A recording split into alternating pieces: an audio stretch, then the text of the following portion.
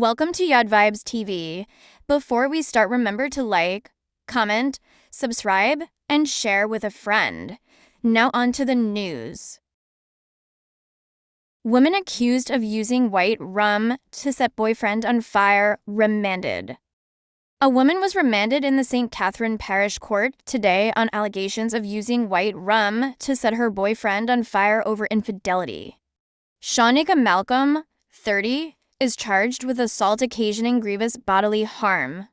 The court was told that the man suffered severe burns. It is being alleged that on the night of April 25th, the boyfriend was at home in Christian Penn in Portmore when he was visited by the accused. An argument reportedly developed between them after Malcolm accused the complainant of being unfaithful. She reportedly doused him with a bottle containing white rum and allegedly used a lighter to set the complainant ablaze. He was rescued by a neighbor who poured water on him. The complainant was rushed to the Spanish Town Hospital, where he was admitted for extensive burns to back and lower body. An investigation was conducted, which led to the arrest and charge of the accused. Missing boy accidentally locked inside Kingston wholesale. Mom says toddler found within hours of report being filed. A 2-year-old boy from downtown Kingston, who was reported missing last Thursday, was found locked inside a wholesale in the commercial district within hours of the report being made to the police. When found, the toddler was asleep. His mother, Sasha Groves, has thanked everyone for their concern. In fact, she told the news team that she is happy people shared the original post of him being missing.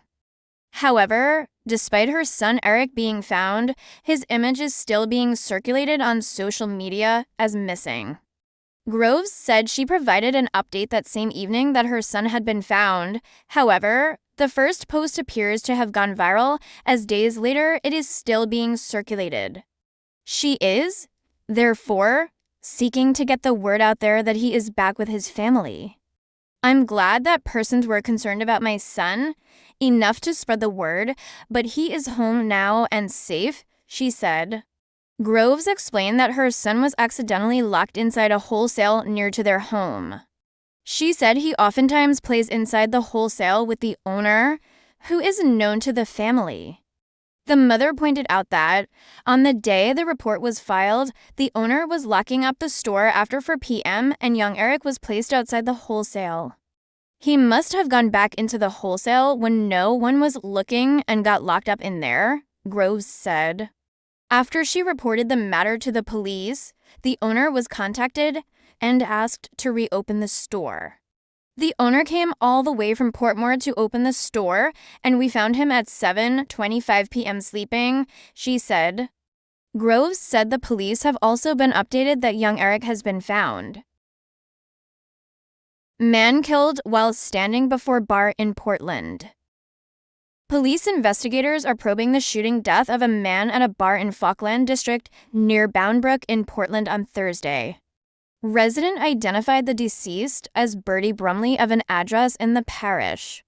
He was said to be in his late 50s.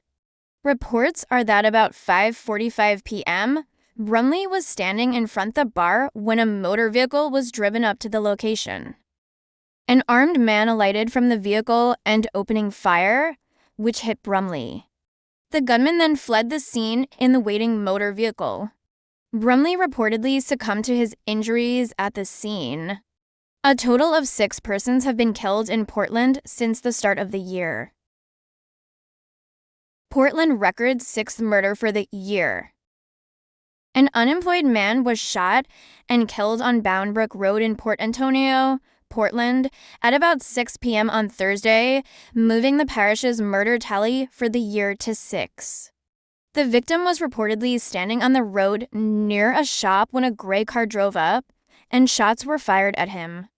The car then sped off.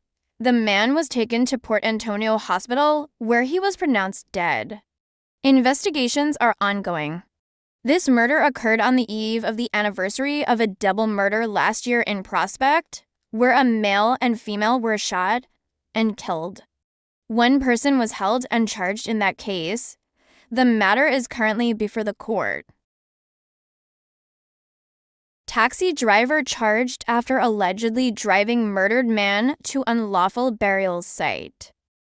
A taxi operator who allegedly transported a murdered man's body to a shallow grave in the Meadowrest area of Spanish Town, St. Catherine, is now facing several charges, including murder. The accused has been identified as 35-year-old Paul Drummond, otherwise called Chris of Fraser's Content in the parish. He is charged with murder, accessory after the fact, misprision of a felony, and unlawful burial of a body in relation to the killing and subsequent burial of 33-year-old security officer Kevin Anderson of Rosewood Drive, Spanish Town in the parish on Wednesday, May 1st. Reports are that Anderson, who was reported missing, was found in a shallow grave in the Meadowrest area of Spanish Town on Wednesday, May 8th. The police said investigations revealed Anderson was killed and then reportedly transported in a motor vehicle by a group of men driven by Drummond to the burial site. Drummond was taken into custody on Monday, May 20th. He was later charged after an interview in the presence of his attorney. His court date is being finalized. Sandy Park residents in shock after shopkeeper gunned down. Residents of Sandy Park in Kingston are now in shock after a man was gunned down inside his home in the community on Tuesday evening. The deceased has been identified only as 29-year-old Damian, a cash pot operator in the community.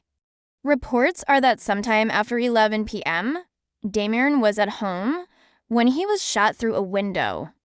While noting that the community had in recent times seen a flare-up in violence, residents say they are shocked at the young man's passing. And no like saw him a bad man, a youth what used to go school, and now him a run-off business in the community, said one resident. A quiet youth what used to go Charlie Smith. Good youth, him no trouble people, added another. Brother finds teen's body hanging in house.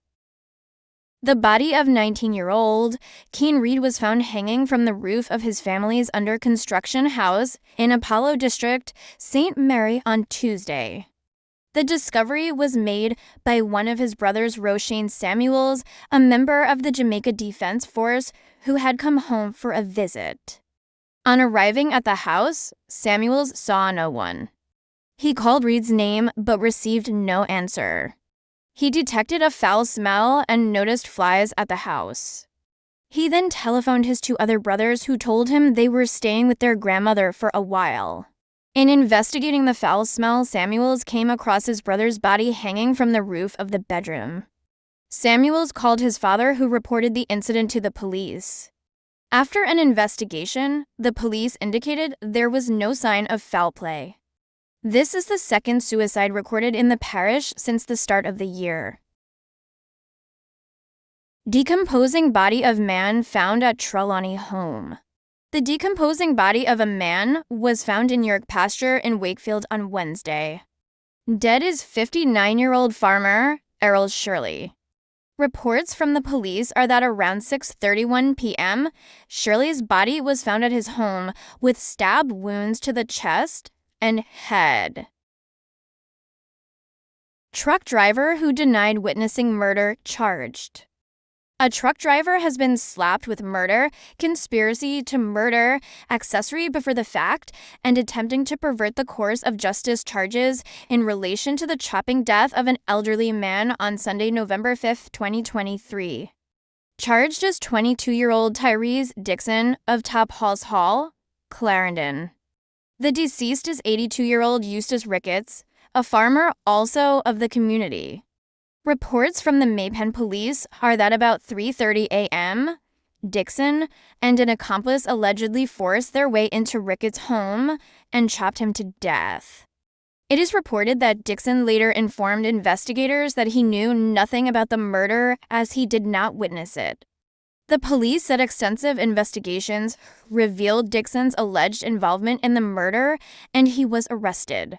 The police said extensive investigations revealed Dixon's alleged involvement in the murder, and he was arrested. On Saturday, May 18th, Dixon admitted to being present at the time of the incident in the presence of two justices of the peace. He was subsequently charged. Thank you for watching. Remember to like, comment, subscribe, and share with a friend.